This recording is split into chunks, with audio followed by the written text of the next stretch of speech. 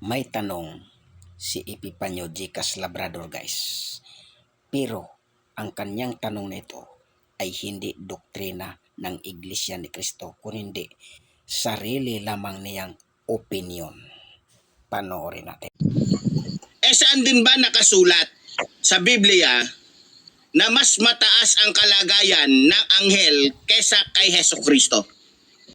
Ang tanong mo kung sino ang mataas sa kalagayan, anghel ba o ang ating Panginoong Kristo? Ang sagot ko, anghel.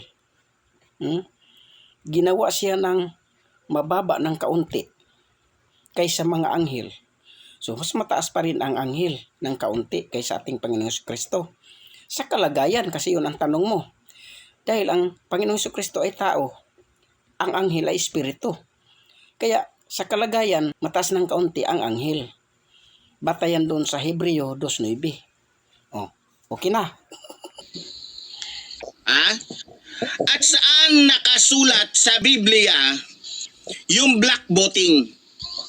Ito ang sagot ko sa tanong mo patungkol sa sinasabi mong saan nakasulat sa Biblia ang black voting. Ang sagot ko, walang turo ang Iglesia ni Cristo tungkol sa black voting. Sa inyo lang nanggagaling yan. Saan? Ay sigurado ako mga kababayan ko, mga ngapa at sasakit ang ulo ng mga ministro dito. Hindi nyo pa ako nakakadebate, pero sisiguraduhin ko sa inyo kahit sinong pinakamagaling na ministro ninyo, paiiyakin ko yan sa tablado.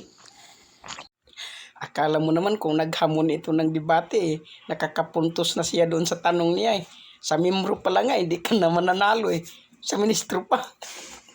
Saan nakasulat sa Biblia na ang totoong reliyon ay yung tinayo ni Eduardo Manalo? Walang doktrina ang Iglesia ni Cristo na ang ka-Eduardo Manalo ay nagtayo ng relihiyon. At saan nakasulat sa Biblia na yung taon na itatayo ng Diyos ang Iglesia ni Cristo? Sino daw ang nagtayo ng Iglesia ni Cristo? Ang Diyos. Pero kanina, ito ang kanyang sinasabi. Saan nakasulat sa Biblia na ang totoong reliyon ay yung tinayo ni Eduardo Manalo? Tapos ang sabi na naman niya dito, ang Diyos ang nagtayo ng Iglesia ni Cristo. Taon na itatayo ng Diyos ang Iglesia ni Cristo ay sa taon na kung saan nabubuhay si Manalo.